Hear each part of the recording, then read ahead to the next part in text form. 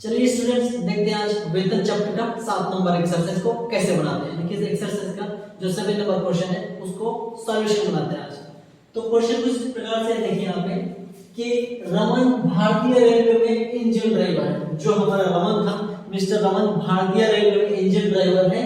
उसे 15,000 रुपए मासिक मूल वेतन एवं 15,000 रुपए मासिक महंगाई भत्ता एवं 2500 रुपए मासिक यहाँ पे महंगाई भत्ता भी मिलते हैं। यानी कि जो मिस्टर रमन था, उस रमन को 15,000 रुपए मासिक मूल वेतन मिलता है, 2500 रुपए मासिक महंगाई भत्ता मिलता है और 2500 रुपए मासिक महंगाई वेतन मिलता है। अब देखिए यहाँ पे जो मूल वेतन मिलता है वो पैकेज तो मिलता है उसको 15,000 रुपए, और जो महंगाई भत्ता मिलता है वो 2500 रुपए मिलता है। और उसके साइड में सेवा की शर्त के अनुसार है कि नहीं है, कुछ भी नहीं बोला। इसका मतलब वो सेवा की शर्त के अनुसार नहीं है। अब आगे देखेंगे कि कुछ हिंट देता है कि नहीं देता है, क्वेश्चन कुछ हिंट कर देगा नहीं करता है, आगे आपको पता चलेगा कि वो सेवा के अनुसार है कि नहीं है। और आगे आता है कि 2500 रुपए महंगाई भत्ता मिला था और 2500 रुपए मासिक महंगाई वेतन भी मिला था साथ साथ में। अब जो महंगाई वेतन होता है वो मेन वेतन का ही छोटा पार्ट होता है।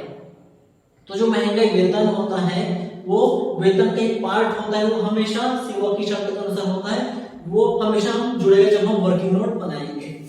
उसके बाद हमें दिया है कि जो महंगाई भत्ता और महंगाई वेतन मिला है, उसके अलावा उन्हें यानी कि जो रमन था उनको 2021-22 में तीन भत्ते और मिले हैं। यानी कि जो मिस्टर रमन है उसको 2021-22 में जो हमारा मूल वेतन और महंगाई भत्ता महंगाई वेतन ये सब जो मिला है, इसके अलावा उनको और भी निम्न सारे भत्ते मिला यहाँ पे। उसके सबसे पहले नंबर है कि 16,500 रुपए इंजन चलाने का भत्ता।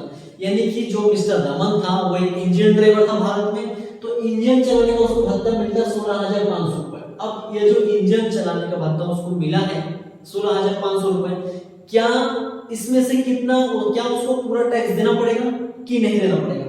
देना पड़ेगा। तो कितना रुपए पर उसको टैक्स पेमेंट करना है और कितना रुपए उसको छूट प्राप्त हो जाएगा, वो सब हम इसमें देखेंगे।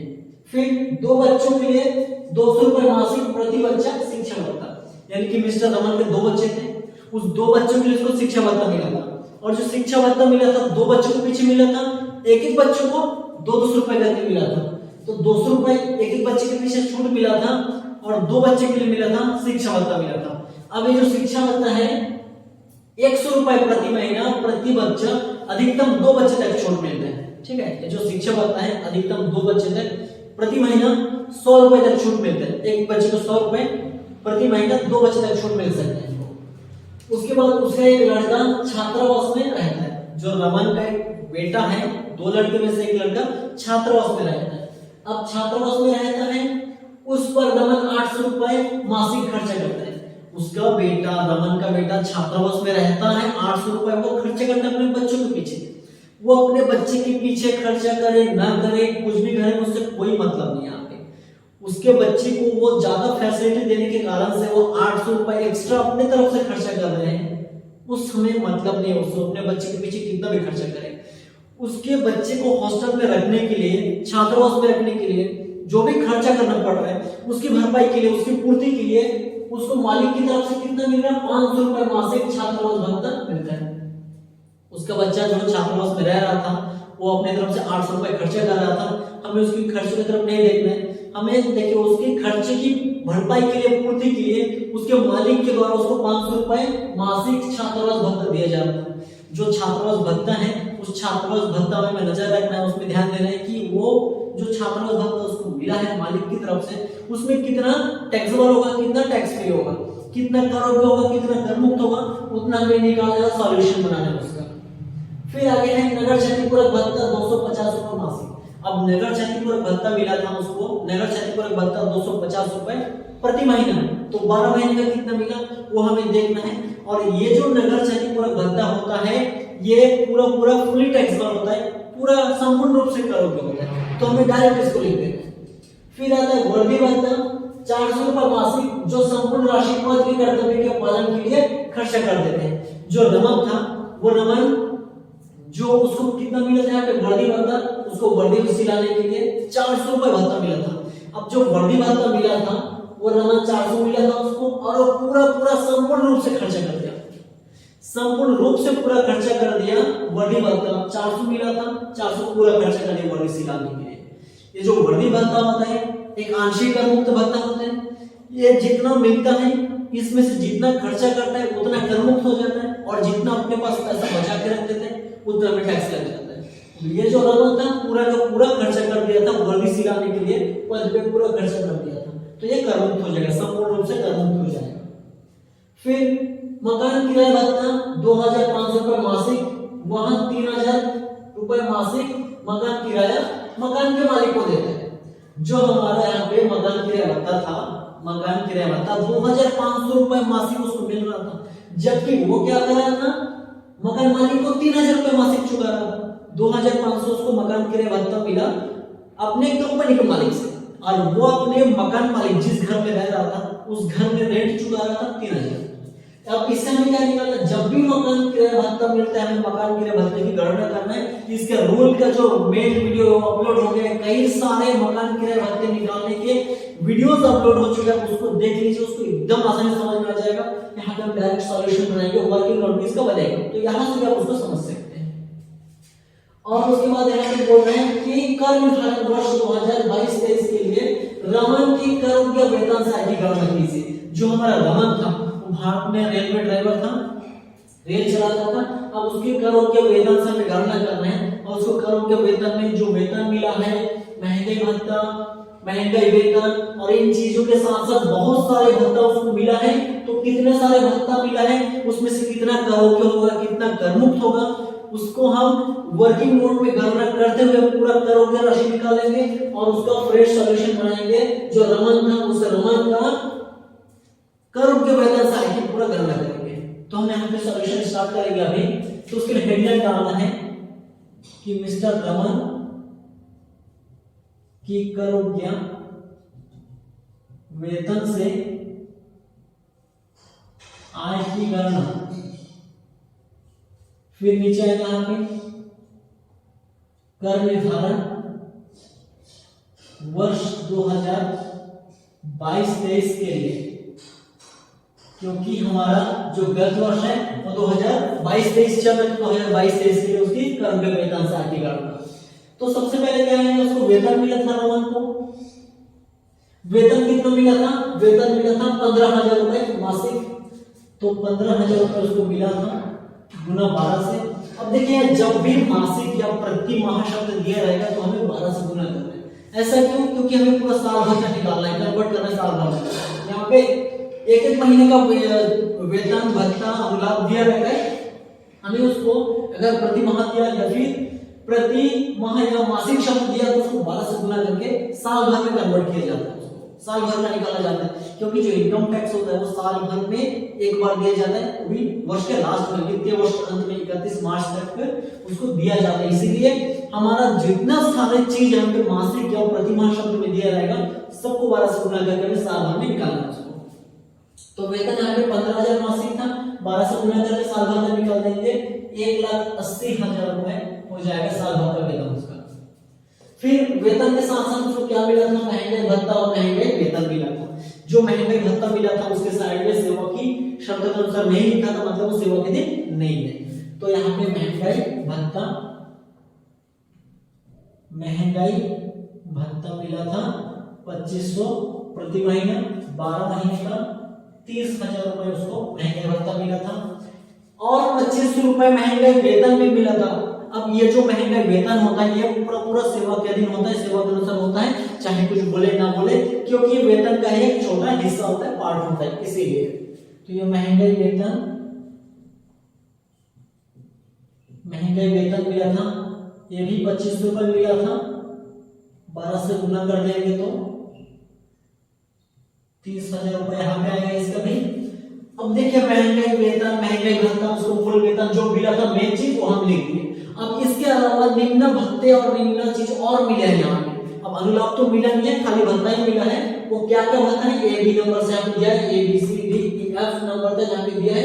ये हमारा इतने सारे भत्ता और एक्स्ट्रा मिला उसको, वेतन, महंगाई भत्ता और महंगाई वेतन, इन तीन चीज के अलावा और भी सारे भत्ते मिले हैं। उन भत्तों में से कितना करोड़ का होगा वो हम यहाँ पे लिखना है और इसके लिए वर्किंग नोट भी बनाना पड़ सकता है यहाँ पे। तो इसके बाद सबसे पहले इंजन भत्ता। अब देखिए जो इंजन भत्ता है, इंजन भत्ता क्या होता है क्या नहीं होता है, इसका डिटेल्स अलग से अपलोड मिल जाएगा, अपलोड हो चुकी है इसकी चीज, ठीक है।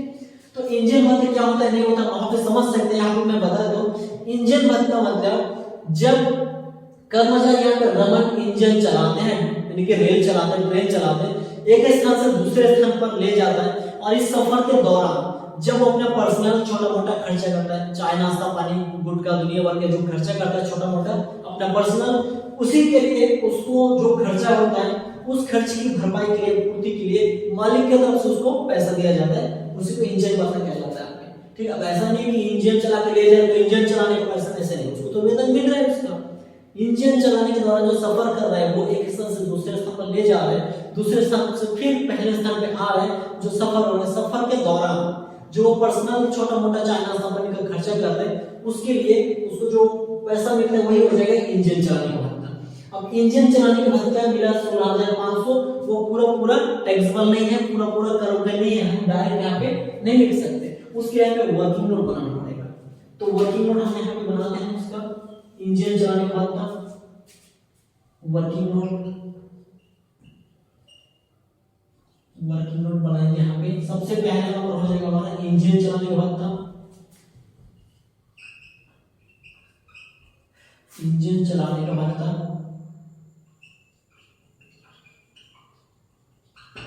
इंजन चलाने का भत्ता में देखिए कितना राशि करोड़ का है, कितना करोड़ का सब यहाँ पे दिख जाएगा यहाँ पे। तो इंजन चलाने का भत्ता जितना मिला था उसका 70%, भत्ते का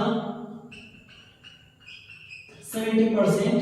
और इसमें दो कंडीशन, दो शर्त है। सबसे पहला कंडीशन है कि जो भत्ता मिला है उसका 70% कितना होता है। सेकंड नंबर 10,000 रुपए प्रति माह अधिकतम, 10,000 रुपए प्रति माह अधिकतम 10,000 रुपए प्रति माह छूट मिल सकते, इससे ज्यादा उसको छूट नहीं दे सकते। लेकिन भत्ते का कितना परसेंट, 70%। इन दोनों में से जो कम होगा उतने उसको छूट मिलेगा। अब भत्ते का 70%, भत्ता मिला था 16,500, तो 16,500 में हम 70% काटेंगे तो आएगा 11,550 कुछ है यहाँ पे। 16,500 का 70% 11,550, 11,550 रुपए, ठीक है। 16,500 जो भत्ता मिला था उसका 70% काट दिया नियम के अनुसार, तो आया है 11,550। अब अधिकतम हम छूट कितना दे सकते हैं, 10,000 रुपए प्रति माह अधिकतम, इससे ज्यादा हम छूट नहीं दे सकते। तो 10,000 प्रति माह हम तो 12 से गुना कर देंगे, यानी कि 1,20,000 रुपए हम छूट दे सकते हैं अधिकतम, इससे ज्यादा छूट हम नहीं दे सकते। इससे ज्यादा छूट नहीं दे सकते, 1,20,000 तक हम छूट दे सकते हैं, इससे ज्यादा नहीं दे सकते, इससे कम दे सकते हैं। अब देखना पड़ेगा 70% आया है 11,550 और अधिकतम छूट दे सकते हैं 1,20,000। इन दोनों में से किसकी राशि कम है वही छूट मिलेगा। तो इन दोनों में अगर तुलना करेंगे तो 11,550 रुपए ही यहाँ पे कम है, तो यही हो जाएगा छूट, यही हो जाएगा छूट। तो यहाँ पे करमुक्त राशि बराबर 11,550 रुपए हो जाएगा, और करमुक्त राशि बराबर प्राप्त भत्ता माइनस करमुक्त राशि। अब देखिए करमुक्त राशि बराबर प्राप्त भत्ता माइनस करमुक्त राशि। प्राप्त भत्ता कितना है यहाँ पे, उसको भत्ता कितना मिला था, 16,500 का भत्ता मिला था, तो ये 16,500 रुपए प्राप्त भत्ता माइनस करमुक्त राशि। अभी कौन सा कम हुआ था यहाँ पे दोनों में, 11,550 रुपए, 11,550 रुपए, ये हो गया करमुक्त राशि। अब दोनों को जैसे हम माइनस कर देंगे तो उसके करमुक्त राशि निकल जाएगा। तो इसमें 16,500 को मिला था, उसमें से करमुक्त हो गया 11,550 रुपए, तो आया 4,950 रुपए, 4,950 रुपए आ गया, ये हो जाएगा करमुक्त राशि, यह हो जाएगा उसकी इंजन भत्ते की करमुक्त राशि। और करमुक्त राशि 11,550। यानी कि इससे साबित होता है कि जो हमारा नियम है इससे कि जो इंजन भत्ता मिला है 16,500 रुपए, वो 16,500 रुपए पूरा टैक्स नहीं लगेगा उसमें, और पूरा छूट भी नहीं मिलेगा। आंशिक कर मुक्त है, कुछ मात्रा में छूट होगा, कुछ मात्रा में टैक्स लगेगा, कुछ हिस्से तक टैक्स लगेगा, कुछ हिस्से तक टैक्स नहीं लगेगा। तो यहाँ पे 11,550 रुपए जिसमें टैक्स नहीं लग रहा है, छूट हो रहा है, उसको कटौती मिल गया यहाँ पे, और बचा यहाँ पे 4,950, इसमें उसको टैक्स देना पड़ेगा। तो उसको यहाँ पे लिखना है इंजन चलाने का भत्ता, इंजन चलाने का भत्ता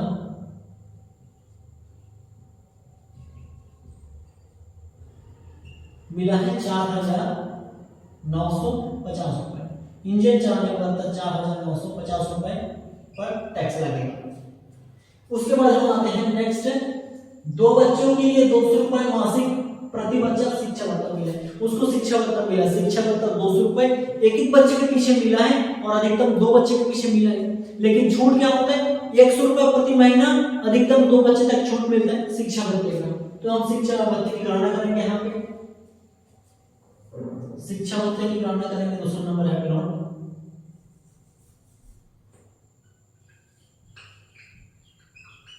शिक्षा भत्ते की गणना। तो सबसे पहले उसको जो शिक्षा भत्ता मिला है 200 रुपए मिला है, 2 बच्चे के लिए मिला है, और प्रति माह तो 12 महीने का, 2 दूनी 400 और 4 12 12 चौक 4800 रुपए, 4800 रुपए उसको शिक्षा भत्ता मिला है। परंतु छूट कितना होगा, उसको कटौती कितना मिलेगा, एक एक बच्चे के पीछे 100 रुपए कटौती मिलेगा, अधिकतम 2 बच्चे के पीछे मिलेगा, गुना 12 महीने का, 12 12 एकम 2 एकम 200 और 212 दूनी 2400 रुपए इसको छूट मिलेगा। तो इसको माइनस कर देते हैं, तो आ जाएगा बचेगा है 2400, उस 2400 पे उसको टैक्स देना पड़ेगा करोड़ की राशि। यानी कि एकदम सिंपल सा जो शिक्षा भत्ता या जो छात्रवृत्ति भत्ता होता है बहुत इजी होता है। शिक्षा भत्ता में 100 रुपए प्रति माह प्रति बच्चा, अधिकतम 2 बच्चे तक छूट मिलता है। ठीक है, तो यहाँ पे 200 रुपए एक एक बच्चे को मिला था, 2 बच्चे का यहाँ पे गुना 12 महीने का 4800 मिला, उसमें से छूट हो गया माइनस 100 रुपए प्रति बच्चे के पीछे मिलता है, तो अधिकतम 2 बच्चा, और 2 बच्चे के लिए इसको छूट मिलेगा क्योंकि दोनों बच्चे के लिए भत्ता मिला था, इनटू 12 महीने का, तो टोटल है यहाँ पे 2400। 48 में 2400 घटा तो आया जो 1200, जो शेष 2400 बचा है वो हमारा कर हो गया शिक्षा भत्ते की राशि बचेगा। तो हमारे यहाँ पे शिक्षा भत्ता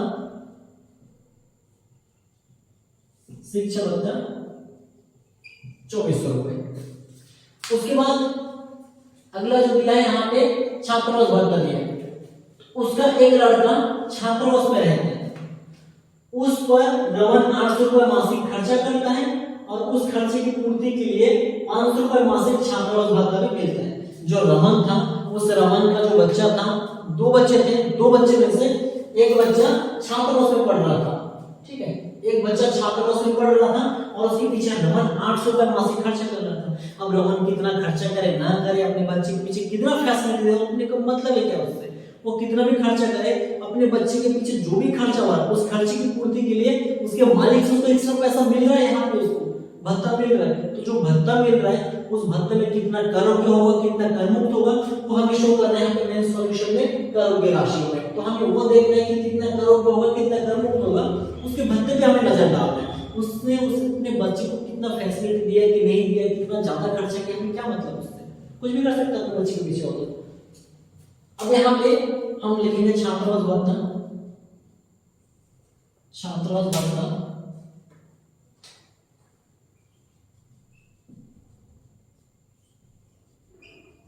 छात्रावास भत्ता, छात्रावास भत्ते की हम गणना करेंगे यहाँ पे,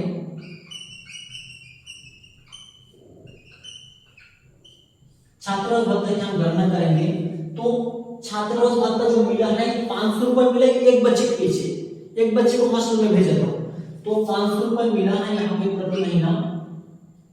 तो एक बच्चे का इंटू 12 महीने के हिसाब से 5 एकम 500, 12 पंचे 60, 6000 रुपए इसको छात्रावास भत्ता मिला है।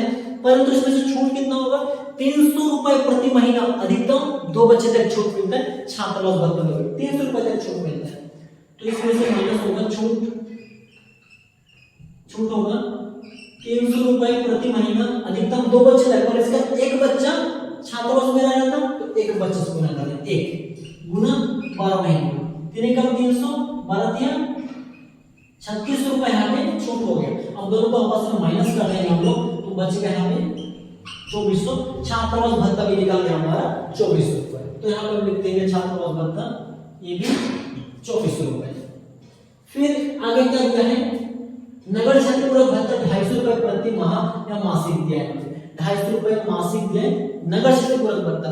नगर क्षतिपूरक भत्ता क्या है इसका डिटेल्स आपको नेक्स्ट और वीडियो में मिल जाएगा जो अपलोड हो चुका है, उसको देख लीजिए। यहाँ पे बहुत लंबा हो जाएगा वीडियो, अगर सब बताते रहूंगा तो जो नगर क्षतिपूरक भत्ता है फुल का एग्जाम्पल होता है, संपूर्ण रूप से करोगे तो हम इसको डायरेक्ट लिखते हैं नगर क्षतिपूरक भत्ता। नगर क्षतिपूरक भत्ता, नगर क्षतिपूरक भत्ता 250 रुपए प्रति महीना, 12 से 250 को गुना करेंगे आ जाएगा 3000 रुपए हमारा नगर क्षतिपूरक भत्ता। फिर वर्दी भत्ता 400 रुपए प्रति माह मिला है जो कि संपूर्ण रूप से अपने पद की कर्तव्य का पालन करने के लिए पूरा खर्चा कर दिया, तो वर्दी भत्ता यहाँ पे कर मुक्त हो जाएगा। अगर कुछ पैसा बचा था पूरा खर्चा नहीं करता तो ये टैक्स लग जाता, अगर कुछ बचा था लेकिन नहीं बचा है पूरा वर्दी सिखाने के लिए खर्चा कर दिया तो ये कर मुक्त हो जाएगा, वर्दी भत्ता कर मुक्त हो जाएगा, वर्दी भत्ता सीधा कर मुक्त है। उसके बाद क्या है यहाँ पे मकान किराया भत्ता, मकान किराया भत्ता 2500 रुपए मासिक मिला है, मकान किराया भत्ता 2500 रुपए मासिक मिला है, जबकि उसने मकान का किराया कितना दिया है 3000 रुपए मकान का किराया को मालिक को चुका है। तो यहाँ पे मकान किराया भत्ते की गणना करना पड़ेगा, तो यही हम वर्किंग नोट बना लेते हैं इसकी मकान किराया भत्ते की गणना का, मकान किराए भत्ते की गणना, मकान किराए भत्ते की हम गणना करेंगे। तो इसमें 3 हमारा कंडीशन होता है, 3 कंडीशन में जो भी कम राशि होता है, जो भी छोटा होता है वो कर मुक्त होता है। उसके बाद हम कर राशि करते हैं प्राप्त राशि माइनस कर मुक्त राशि करके, उसके बाद हम पे टैक्सेबल राशि को लिखते हैं। तो यहाँ पे पहला नंबर जो कंडीशन है वो क्या है, प्राप्त भत्ता, मकान किराया भत्ता कितना मिला उसको 2500 रुपए, 2500 रुपए मासिक महीने मकान किराया भत्ता मिला है। तो 2500 गुना 12 कर देंगे तो ये 30000 रुपए मिला है मकान किराया भत्ता। अब इसमें से सेकंड नंबर जो कंडीशन है हमारा वो क्या है, किराया चुकाया माइनस वेतन का 10%। सेकंड नंबर किराया चुकाया माइनस वेतन का 10% का अधिक किया। हम यहाँ पे किराया कितना चुकाता है माइनस वेतन का 10%, दोनों का जो बैलेंस निकलेगा माइनस करके उसको हम यहाँ पे लिखेंगे। अब किराया कितना चुकाया 3000 मासिक किराया चुकाया है, तो 3000 चुकाया 1 महीने का, तो 3000 गुना 12 दिया 36000 चुका है माइनस वेतन का 10%। अब देखा वेतन में क्या क्या चीज शामिल होता है, वेतन में यहाँ पे मूल वेतन आएगा, महंगाई भत्ता आता पर सेवा की क्षमता के अनुसार नहीं है तो महंगाई भत्ता यहाँ पे नहीं आ पाएगा। फिर हमारा वेतन आएगा, महंगाई भत्ता नहीं आएगा, महंगाई वेतन आएगा क्योंकि महंगाई वेतन मूल वेतन का एक छोटा पार्ट होता है, छोटा हिस्सा होता है, इसलिए हमेशा सेवा के अनुसार लगता है, तो ये महंगाई वेतन आएगा। इंजन चलाने का भत्ता नहीं आएगा, शिक्षा भत्ता, छात्र भत्ता, नगर क्षतिपूरक भत्ता, वर्दी भत्ता सब कुछ नहीं आएगा। इसमें आता है हमारा मूल वेतन, महंगाई भत्ता यदि सेवा की शर्त अनुसार है वही आता है, और महंगाई वेतन हमेशा आएगा। उसके बाद प्रतिशत वाला कमीशन है, निश्चित प्रतिशत से जो कमीशन देते हैं वो कमीशन आता है, और क्या है हमारा बोनस वगैरह तो कुछ नहीं आएगा, तो एक नहीं है बस इतना ही। वेतन, महंगाई भत्ता, सेवा का होना चाहिए, महंगाई वेतन और निश्चित प्रतिशत से कमीशन, बस इतना ही है। 4 चीज, 4 चीजों में हमारे पास क्या है, यहाँ पे हम वेतन से आशा लिखेंगे तो वेतन बराबर हो जाएगा मूल वेतन प्लस महंगाई भत्ता, इस सेवा का अनुसार होना चाहिए पर हमारा ऑफिस सेवा का अनुसार नहीं है, प्लस महंगाई वेतन प्लस परसेंट वाला कमीशन। अब यहाँ पे हमारे पास मूल वेतन कितना है 1,80,000 रुपए, 1,80,000। प्लस महंगाई भत्ता कितना, क्योंकि महंगाई भत्ता सेवा की शर्त के अनुसार नहीं है, इसलिए यहाँ पे नहीं लिया जाएगा। यदि सेवा के अनुसार रहता तो उसको भी यहाँ पे लिया जाता। तो ये हो गया यहाँ पे नहीं। प्लस महंगाई वेतन, और महंगाई वेतन जो है कि मूल वेतन का छोटा सा हिस्सा होता है, पार्ट होता है, ये सेवा के अनुसार होता है, इसलिए क्या हो जाएगा, आएगा यहाँ पे सेवा का दिन रहता है हमेशा। तो ये 30,000 रुपए यहाँ पे महंगाई वेतन आ गया। प्लस परसेंट वाला कमीशन, ये जो प्रतिशत वाला कमीशन क्वेश्चन में कहीं भी नहीं था, तो ये कमीशन यहाँ पे नहीं आएगा, कमीशन नहीं हो गया यहाँ पे, है नहीं क्वेश्चन में कमीशन यहाँ पे। अब 1,80,000 और 30,000 टोटल कितना हो जाएगा यहाँ पे, 1,80,000 प्लस 30 टोटल हो जाएगा 2,10,000 रुपए। तो ये टोटल हो गया 2,10,000 रुपए हमारा वेतन, हमारा वेतन हो गया 2,10,000। उसी 2,10,000 का यहाँ पे 10% काटना है, 2,10,000 का 10%, 2,10,000 का हम 10% काटेंगे तो कितना आएगा, 21,000। अब देखिए हमारा किराया चुका रहा था 36,000 और यहाँ पे वेतन का 10% और 21,000, दोनों को अगर हम माइनस करेंगे तो कितना आएगा यहाँ पे, 36,000 माइनस 21,000, तो आएगा हमारा 15,000 रुपए का बैलेंस आएगा, 15,000 शेष बचेगा। तो हम यहाँ पे साइड में लिख दिए 15,000 रुपए। अब जो हमारा तीसरा कंडीशन है, वो तीसरा कंडीशन का क्या है हमारा, कि वेतन का या तो 40% या 50%। कब 40% लगता है, कब 50% लगता है, यदि जो घर मिला है वो घर दिल्ली, मुंबई, चेन्नई, कोलकाता, इन दिल्ली, मुंबई, चेन्नई, कोलकाता इन 4 सिटी में से किसी भी सिटी में आपको या शहर में घर दिया गया है रहने के लिए, या घर भी है जहां पे आप रेंट चुका रहे हो और वहां से मकान किराया भत्ता मिलता है, तो दिल्ली, मुंबई, चेन्नई, कोलकाता इन 4 शहर में से किसी भी शहर में है वो घर, तो वेतन का 50% लगेगा। और इन 4 शहर के अलावा कोई दूसरा शहर आ जाता है तो उस केस में आपको 40% काटना पड़ेगा। तीसरा नंबर कंडीशन होता है यहाँ पे। तो हमारा तीसरा नंबर कंडीशन वेतन का कितना परसेंट। अब जो भारत में रेलवे ड्राइवर है, रेलवे इंजन ड्राइवर है, लेकिन कौन सा शहर में उसको घर मिले कहीं भी उल्लेख नहीं है, तो हम यहाँ पे डायरेक्ट उसका वेतन का हम 40% काटेंगे, क्योंकि दिल्ली, मुंबई, चेन्नई, कोलकाता कोई नहीं दिया है और कोई दूसरा भी शहर नहीं दिया, यहाँ पे 40% काटा जाएगा इसका 40%। अब वेतन था हमारा कितना, 2,10,000, जो यहाँ पे वर्किंग नोट से 2,10,000 रुपए का वेतन आया था, उसी वेतन का यहाँ पे भी होगा, तो 2,10,000 गुना 40% बराबर कितना हो जाएगा यहाँ पे, 2,10,000 गुना 40%, 84,000 रुपए आता है, 84,000 रुपए, 84,000। अब देखिए यहाँ पे कर मुक्त कितना होगा, कर रुपए कितना होगा, 30,000 पहला, सेकंड नंबर हो जाएगा हमारा 15,000 और तीसरा नंबर 84,000। इसमें से कौन सा कम है, इसमें से सबसे कम 15,000 कम है, यही हो जाएगा कर मुक्त, यही हो जाएगा छूट। कर मुक्त राशि का हो जाएगा 15,000 रुपए। तो कर मुक्त राशि तीनों में से कौन सा कम होता है, 15,000 कर मुक्त हो गया। अब कर रुपए कितना होगा, प्राप्त राशि माइनस कर मुक्त राशि, यानी कि 30 माइनस 15, तो यहाँ पे कर रुपए राशि बराबर, कर रुपए राशि बराबर प्राप्त भत्ता माइनस कर मुक्त राशि, कर मुक्त राशि। अब प्राप्त भत्ता मिला था 30,000 रुपए माइनस कर मुक्त है 15,000, तो बराबर जो 15,000 शेष बचेगा वो हमारा हो जाएगा कर रुपए राशि।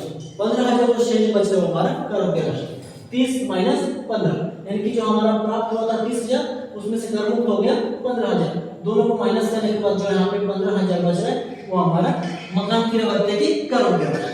तो यहाँ पे हम लिखेंगे इसकी मकान किराया भत्ता 15,000 रुपए, मकान किराया भत्ता 15,000 रुपए। अब हमारा जो क्वेश्चन है वो बिल्कुल समाप्त हो चुका है, खत्म हो गया। तो अब हम देखेंगे कितना इसके कर रुपया वेतन होता है, वेतन में क्या क्या चीज आना होता है, जितना वेतन आया है, महंगाई भत्ता, महंगाई वेतन और सभी अन्य करों के भत्ते जो यहाँ पाया था, उन सभी के यहाँ पे जो करों के भत्ते था, सभी करों के जो जितने सारे भत्ते था उन भत्ते के करों की राशि को हम यहाँ पे निकाल के लिखी है और ये सारे चीज को वर्गीकरण यहाँ पे दिया गया है। ठीक, अब हम इसकी करों के वेतन से आगे गणना करते हैं। तो करों की राशि निकल गया था, अब हम सभी को जोड़ देंगे यहाँ पे। तो सबसे पहला हमारा वेतन 1,80,000 का, फिर 30,000 का, फिर 30,000 का, फिर 4,950 का, फिर 2400 का, फिर 2400, 3000 और 15,000।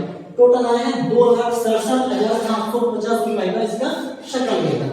तो इसका जो है शकल वेतन 2,67,750 रुपए का है। इसमें से यहाँ पे मानक कटौती काटा जाता है, मानक कटौती 50,000 रुपए तक। देखिए जो मानक कटौती है वो 50 रुपए तक अभी काटा जा रहा है, लेकिन पहले 40 रुपए था, उससे पहले बिल्कुल नहीं था। लेकिन अभी जो हमारा 2022-23 है, 21-22, 22-23, इस 21-22 से लेकर के 22-23 आगे भी इसको 50 रुपए तक काटा जाएगा। तो मानक कटौती यहाँ पे 50,000 तक काटा जाता है। इसमें यहाँ पे कटौती मिलता है, छूट मिलता है। तो कितना बचेगा यहाँ पे, माइनस कर देंगे 50,000 रुपए, तो 2,17,750 रुपए इसका कर योग्य वेतन निकल रहा है। कर योग्य वेतन की राशि, कर योग्य वेतन की राशि कितना निकल रहा है, 2,17,750 रुपए। तो इस प्रकार से इसका सॉल्यूशन बनेगा, सॉल्यूशन मेड फ्रेश बनेगा। जो भी हमें करने का चल रहा है सब अपने को यहाँ पे वर्किंग नोट में करते जा रहे हैं। यदि एकदम क्वेश्चन नहीं होना चाहिए, यहाँ पे साफ सुथरा करके बनाने इसका कहने का मतलब है, मतलब जो हमारा फ्रेश सॉल्यूशन इस प्रकार से बनेगा और हमें दूसरे पेज से कहीं और से अपने को वर्किंग नोट बनाना पड़ेगा। तो दूसरे पेज से वर्किंग नोट कैसे बनाना है इसको भी क्लियरली लिखना है, साफ सुथरा लिखना है। तो इस टाइप से इसका वर्किंग नोट बनेगा। अलग अलग भत्ते का, अलग अलग अनुलाभ का, सब चीज का यहाँ पे अलग अलग से बनेगा वर्किंग नोट। तो ये वर्किंग नोट का जो नियम कानून है, हर एक भत्ते का, अनुलाभ का, सब चीज का वीडियो अपलोड हो चुका है, वहां पे देख सकते हैं, चैनल में देख सकते हैं लोग। और उसके बाद यहाँ पे एक्सरसाइज के जो क्वेश्चन वो कराया जा रहा है, जिसका 7 नंबर था या कंप्लीट हो गया। अगर इस सॉल्यूशन में आपको कहीं भी दिक्कत जा रहा है कि भत्ते में कौन सा कहां पे किया है, कैलकुलेशन कैसे कैसे किया यहाँ पे, या हमें किस टाइप से करना चाहिए, कुछ डाउट आपको रह जाता है तो आप कमेंट बॉक्स में मुझे जरूर बताइए। मैं आपको वहीं पे क्लियर करूंगा, या फिर कुछ दूसरा सॉल्यूशन से या फिर कोई दूसरा क्वेश्चन से हम करा के उसको सॉल्यूशन बना देंगे, उसको पूरा आपको समझा देंगे। तो इस वीडियो में इतना तक ही। हम